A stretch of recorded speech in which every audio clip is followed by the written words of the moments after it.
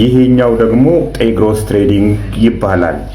መኪና አስመጣላችኋለሁ ነው የሚለን በ70/30 በ40/60 ፕሮግራም 40ውን ትከፍሉና 60ውን በዱቤ 30 ትከፍሉና 70ውን በዱቤ አይዋቸው ዋጋቸው ከ1.2 ሚሊዮን ብር ጀምሮ የተለያዩ መኪኖች አሉ። እነዚህ መኪኖች ከቻይና አስመጣላችኋለሁ ነው የሚለው።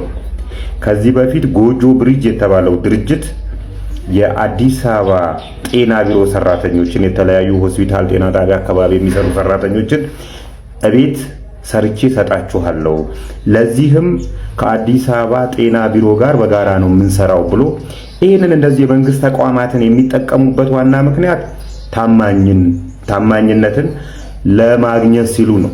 ጤና ቢሮውም እውቅና ሰጥቶት ከተለያዩ ሆስፒታል ዶክተሮች ላይ ጤና ቢሮ ሰራተኞች ላይ ብር ከለቀመ በኋላ በአበሳ ነው የተቀበሉት።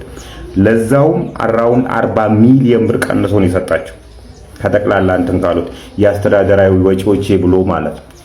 ይሄኛውም በእንደዚህ አይነት ነው የሚሄደው። በመጀመሪያ የአዲስ አበባ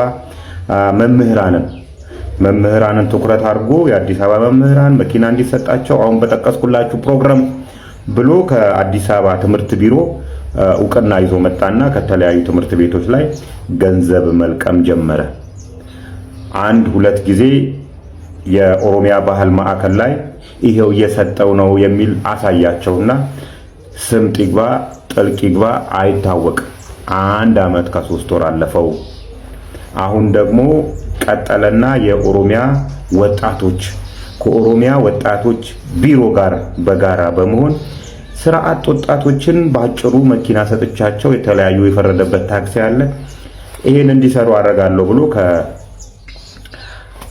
ከኦሮሚያ ወጣቶች ቢሮ ጋር እውቅና ይዞ መጣና በአዲስ አበባ ዙሪያ ባሉ ከተሞች ላይ ብር ሲለቃቅም አረፈደ።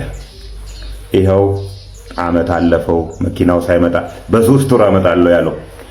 አሁን ጅማ ገብቷል አባቴ። ጅማ ዞኖች ላይ ነው ያለውና ጥንቃቄ እንድታደርጉ በሚል ነው።